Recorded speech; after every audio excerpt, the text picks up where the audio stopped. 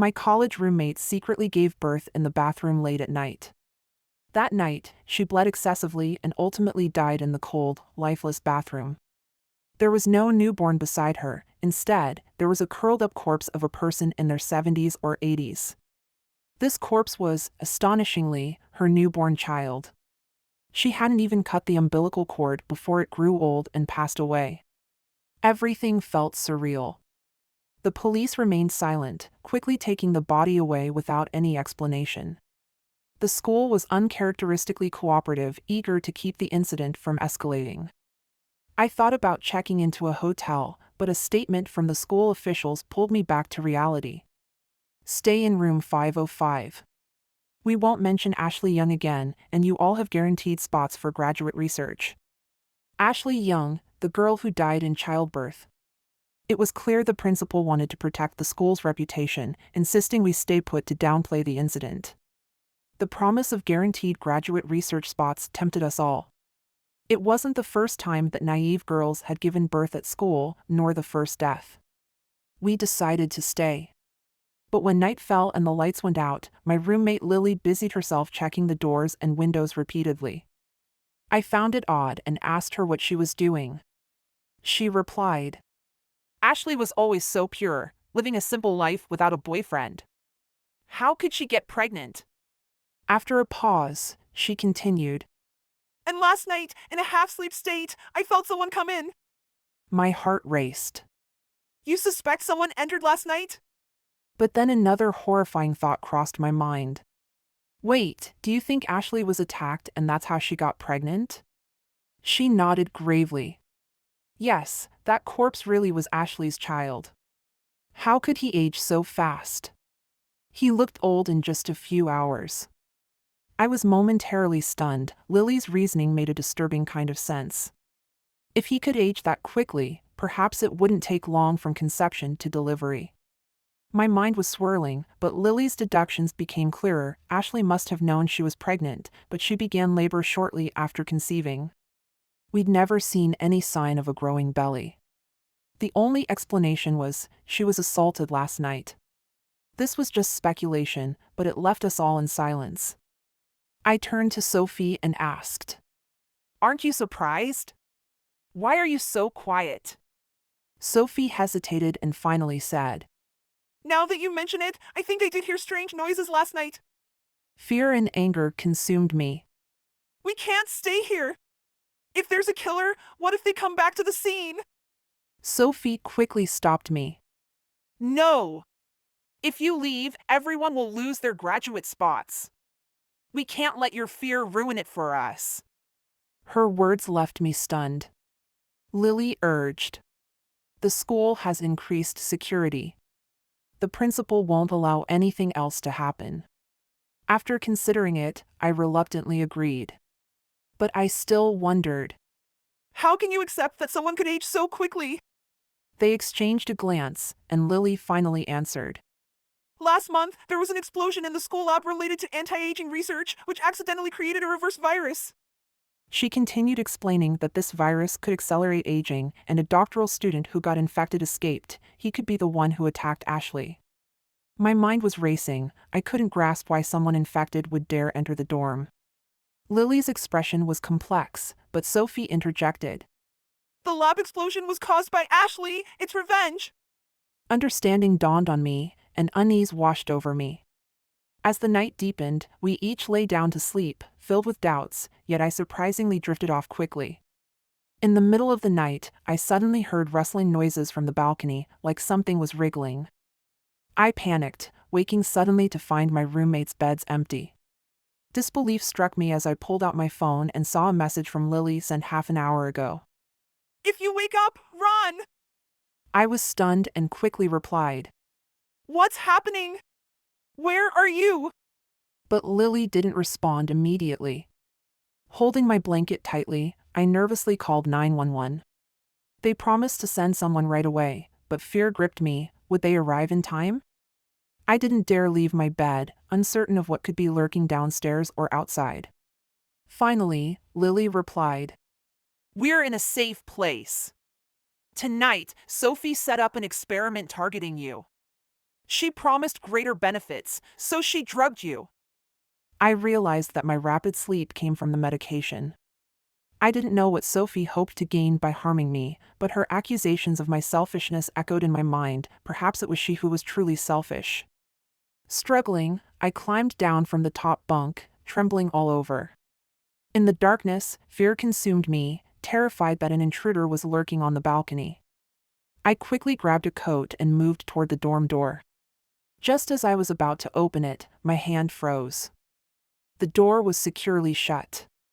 If someone intended to harm me, why would they close the door? Wouldn't an open door be easier? Realizing this, my thoughts began to clear.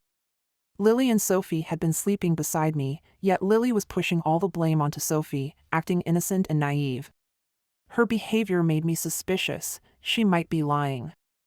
I decided not to go out and instead hid in my closet, closing the door tightly. Cautiously, I sent a message to Lily. I'm coming out! Where are you? She paused for a long time before replying. Did you come out the front door? Where did you go? This statement exposed her. She or someone else was waiting outside. Then, she sent 2 more messages that sent my panic into overdrive. The entire dorm is empty! Run! The killer who killed Ashley is back in the dorm! I'm waiting for you in the security room downstairs! Hurry down! Shock coursed through me. Did they clear the whole dorm just to target me? It was unbelievable.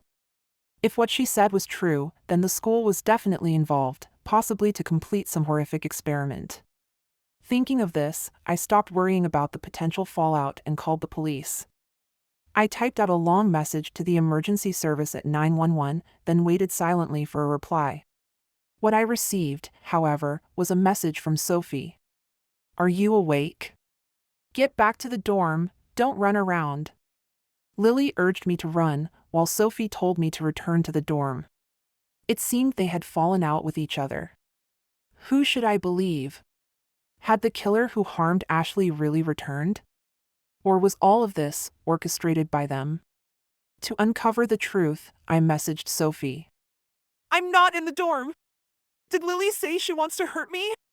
Sophie replied almost instantly. Nonsense! She's the one who wants to hurt you. I know what's happening with her, but I can't tell you directly. It's too unbelievable.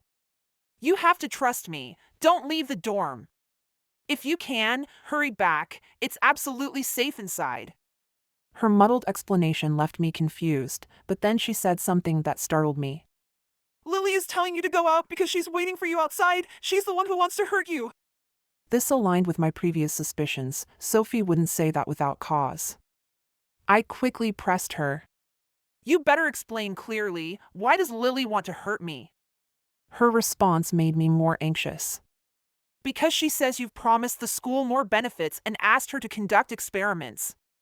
That also explains why the dorm is empty. But this isn't the world you imagine. Does that virus really exist? A virus so outrageous that it violates the laws of energy conservation? Can it truly be created? Sophie's words grew more frantic. Why hasn't the killer infected with the virus simply aged and died? How can he still harm others? None of this makes sense. It's beyond scientific explanation. So you must believe me. I'm trying to help you. Otherwise, try the most straightforward method. Call the police right now. They won't take you seriously. Just try it. I was stunned and immediately exited the messaging app. Sure enough, there were no new messages on 911. That's impossible. This is an emergency line, and it should respond no matter what. This could only mean Sophie was right. But why was this happening? What truth did Sophie know? Was it possible that this was not a real world? Even so, I told Sophie. You need to tell me what's going on. Otherwise, it's hard for me to believe you. Her response came in a strange manner. If it's easier for you to accept, I can only say, Lily is dead. She's not human. She's the one controlling everything. Don't believe her. I was left with a string of question marks. After all, we were college students. We rarely believe in ghost stories. But she continued calmly. It's true. After you fell asleep tonight, Lily left the building. I don't know why she snuck out, but out of curiosity and concern, I followed her. Do you know what I saw? The entire dorm was empty, as if everyone had vanished. And Lily moved slowly down the stairs like a ghost. She walked out of the dorm, and then her head was chopped off by a knife in the darkness. Her words echoed chillingly in my mind. Her whole head was severed, blood gushing everywhere. That's why I told you not to leave the dorm. I couldn't see anything in the darkness. I was terrified and wanted to call the police. But do you know what happened next? Lily, she picked up her own head. She didn't die. The horrifying image clung to my thoughts like a nightmare. My heart raced, realizing I was in an incredibly dangerous situation. As I typed these words, everything felt surreal, like a dream. I quickly hid in the hallway and dialed for help. But guess what? No one responded. Calling for help was useless.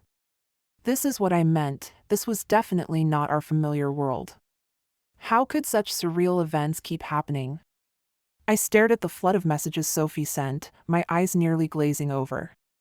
It wasn't that I didn't understand, it was that I couldn't believe it. It took a long time to process this information, but the conclusion was simple.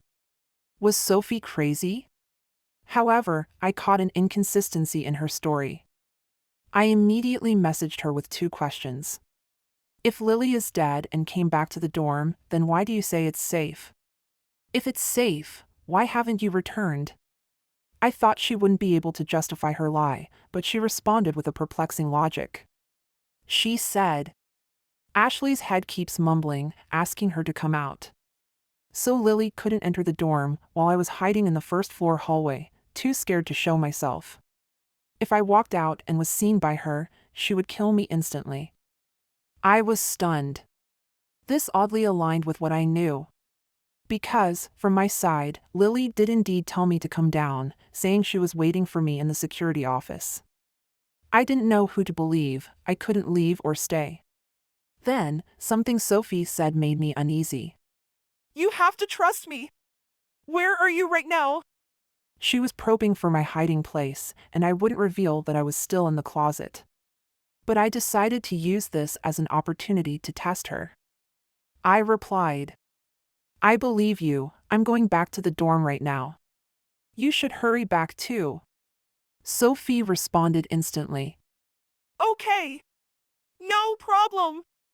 I secretly planned, next, I would see if she was truly willing to come back. If she returned, then maybe she could be trusted. However, shortly after I received Sophie's message, I heard footsteps outside. And there was no sound of the door opening. I could even tell that the footsteps were coming from the balcony. This meant someone was indeed climbing in from the balcony. The killer was real. Sophie had betrayed me. After confirming I would come back, she must have informed the killer, allowing him to lie in wait for me on the balcony. I trembled in the closet, terrified. The idea that the dorm was the safest place was nonsense. It was all a ruse to lure me back. So was everything she said about Lily also a lie? Just then, I received another urgent message from Lily. Haven't you escaped yet? Our dorm is too dangerous. Find a chance to run. Although I was certain Sophie had ill intentions, could Lily also be in on it? Tonight was simply too bizarre. I couldn't help but bluntly ask Lily. Sophie told me a lot. I don't trust you anymore. If such bizarre things happened, the dorm is empty, how can I escape? Her reply made my heart sink. I don't know what absurd things Sophie told you, but it's actually very simple. Do you remember the virus we talked about? They want to replicate what happened to Ashley to create groundbreaking experimental data. And you're the chosen test subject. But the killer carrying the virus is uncontrollable. He won't cooperate with the school. That's why they needed to clear the dorm. There's no one around it. The school left a large space for Sophie to operate. So Sophie is two-faced. She's been in contact with the killer to frame you as the culprit, leading him to harm you. She definitely wants to keep you in a specific location. Check for yourself. Didn't Sophie handle you this way? I suddenly realized, so that's how it was. But I still find some parts hard to understand. I questioned Lily. But how could Sophie contact the killer? Lily then revealed the truth. You should be asking why we know that the blast at the lab was caused by Ashley. Because the three of us were together at the time. It all started when Ashley met that doctoral student. We were invited to visit their lab. The student was pursuing Ashley, bragging about their research, even saying that if successful, a Nobel Prize was a sure thing. But Sophie accidentally caused some equipment to malfunction, leading to a series of disasters.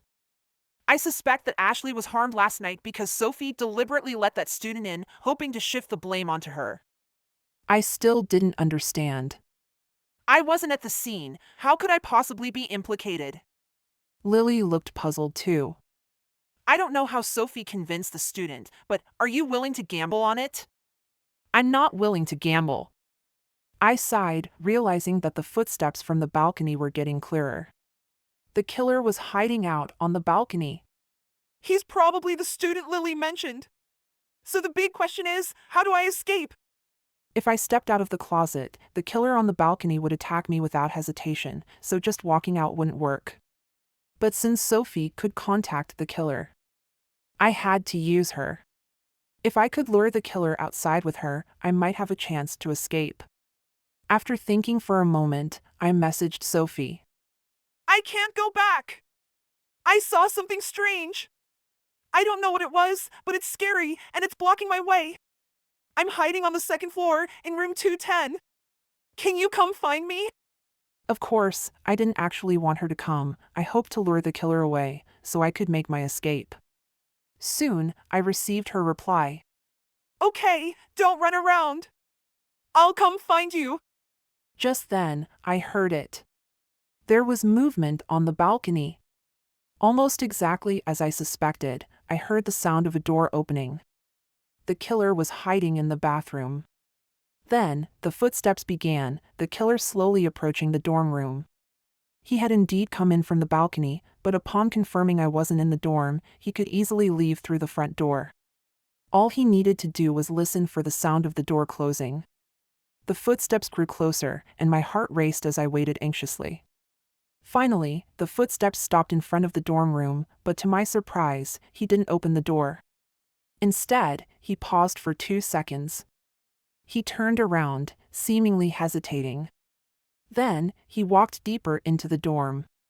How could this be? Panic surged in me, fearing discovery. Fortunately, he did not find me.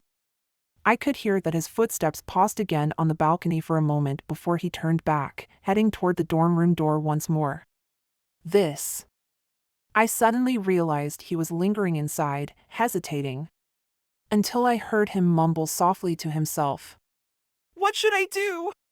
She's definitely going to see me. No, it wasn't him. It was her. The voice coming from outside was an old, trembling female voice that sounded just like Sophie. I was completely stunned. The person hiding on the balcony wasn't the killer at all. But was it really Sophie? I didn't dare to confirm, as the voice sounded far too aged. But it wasn't impossible.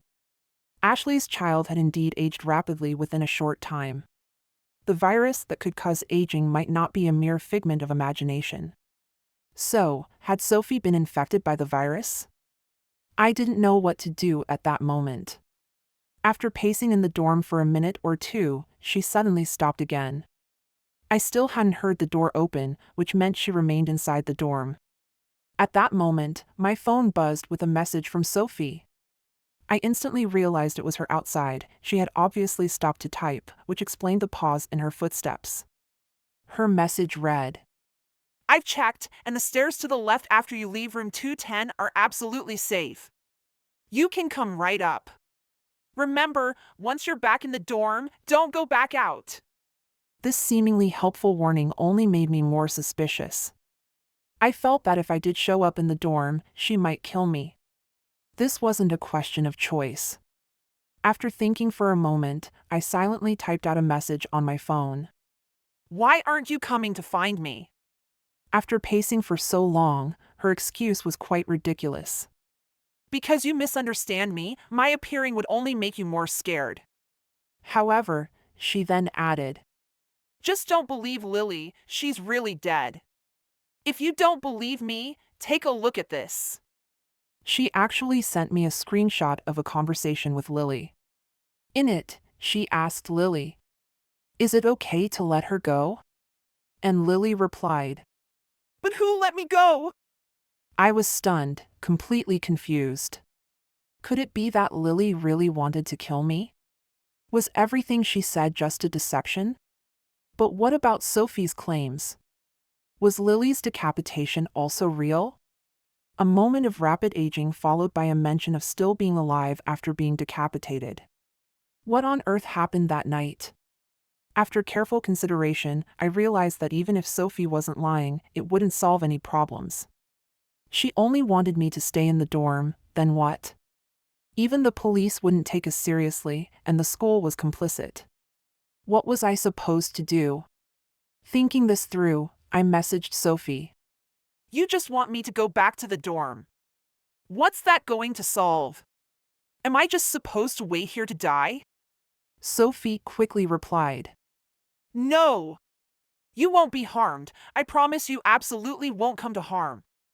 This is bad. Lily is searching for you everywhere. I beg you, hurry back to the dorm. At that moment, I heard her outside, frantically pacing. I could almost imagine how anxious she was.